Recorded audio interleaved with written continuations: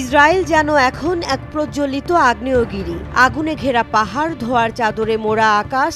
এমন বিভীষিকাময় পরিস্থিতি দেখে জাতীয় জরুরি অবস্থা ঘোষণা করেছেন দেশটির প্রতিরক্ষা মন্ত্রী ইসরায়েল কাটজ। ফ্রান্স 24 এর প্রতিবেদনে জানানো হয়েছে, অধিকৃত জেরুজালেমের পার্শ্ববর্তী এলাকায় দাবানলের ভয়াবহ আগুন দ্রুত ছড়িয়ে পড়ছে।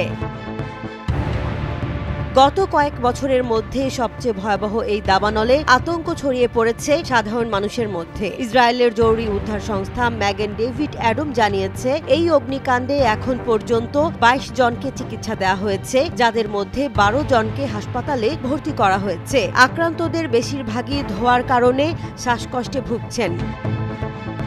দাবানলের উৎস তীব্র তাপ প্রবাহ আর খরতাপের সঙ্গে পাল্লা দিয়ে চলা প্রবল বাতাস, যার ফলে নিয়ন্ত্রণের সব প্রচেষ্টা যেন ব্যর্থতায় পর্যবসিত হচ্ছে। ইতোমধ্যে নেভেস আলম, বেকোয়া, তাওজ এবং নাৎসন সহ বেশ কয়েকটি এলাকা থেকে বাসিন্দাদের সরিয়ে নেওয়া হয়েছে। মেসিলাভ জিয়ন থেকেও সরিয়ে নেয়ার প্রস্তুতি নেওয়া হয়েছে।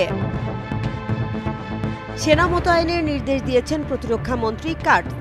আগুন নেভানোর কাজে নিয়োজিত করা হয়েছে 119 জন দমকল কর্মী, 10টি অগ্নি নির্বাপক বিমান, একটি হেলিকপ্টার এবং উদ্ধারকারী ইউনিট। জেরুজালেমের হাইওয়ে 1 এর যান চলাচল বন্ধ করে দেওয়া হয়েছে।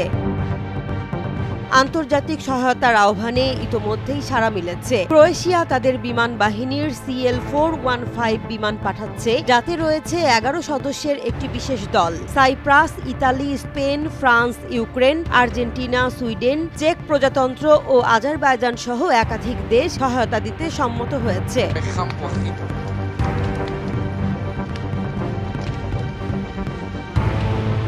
ইসরায়েলি পররাষ্ট্রমন্ত্রী গিডিয়ন সাহার বিশ্বের নেতাদের সঙ্গে অবিরাম যোগাযোগ রাখছেন। এখন পর্যন্ত ইউরোপীয় দেশগুলোর প্রতি বিশেষ জোর দেয়া হচ্ছে সহায়তার ক্ষেত্রে।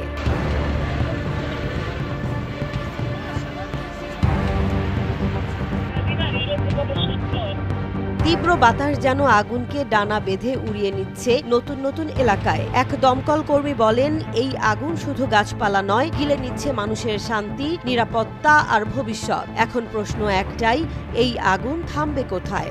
Fire actually started in the noon because of the weather.